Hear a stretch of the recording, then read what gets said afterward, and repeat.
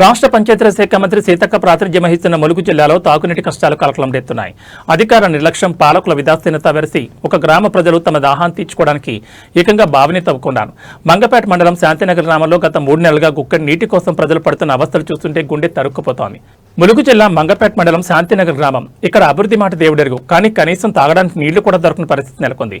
గత 3 నెలలుగా చుక్కనీరు రాకపోవడంతో విసిగిపోయిన గ్రామస్తులు ప్రభుత్వ సాయం కోసం ఎదురుచూడకుండా అందరూ కలిసి ఒక బావిని తవ్వడం ప్రారంభించారు. ఎండలు మండిపోతున్న వేళ చెమటోడ్చి బావి తవ్వినా దురదృష్టవశాత్తు అందులో నీళ్లు పడలేదు. దీంతో ఆ గ్రామస్తుల ఆశలు ఆడియాసలయ్యాయి. తమ కష్టాలను పంచాయతీ అధికారుల దృష్టికి తీసుకెళ్లగా వారు కేవలం ఒక్కరోజు మాత్రమే ట్యాంకర్తో నీటిని పంపి చేతులు దులుపుకున్నారు. ఆ తర్వాత మళ్లీ అటువైపు కన్నెత్తి కూడా చూడలేదని గ్రామస్తులు మండిపడుతున్నారు. ప్రస్తుతం శాంతినగర్ ప్రజలు ప్రతిరోజు కిలోమీటర్ల దూరంలో ఉన్న మండల కేంద్రానికి వెళ్లి నీళ్లు తెచ్చుకోవాల్సి వస్తోంది.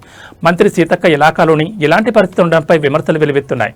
ప్రజాపాలనలో తాగునీటి కోసం ప్రజలు బావులు తవ్వుకోవాల్సిన పరిస్థితి రావడం దురదృష్టకరం. ఇప్పటికైనా జిల్లా కలెక్టర్ మరియు ఉన్నతాధికారులు స్పందించి శాంతినగర్ గ్రామానికి శాశ్వత తాగునీటి వసతి కల్పించాలని స్థానికులు వేడుకుంటున్నారు.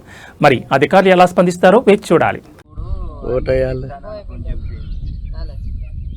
అప్పుడేమో కోయ బిడ్డను మీ ఆడ బిడ్డను అనేది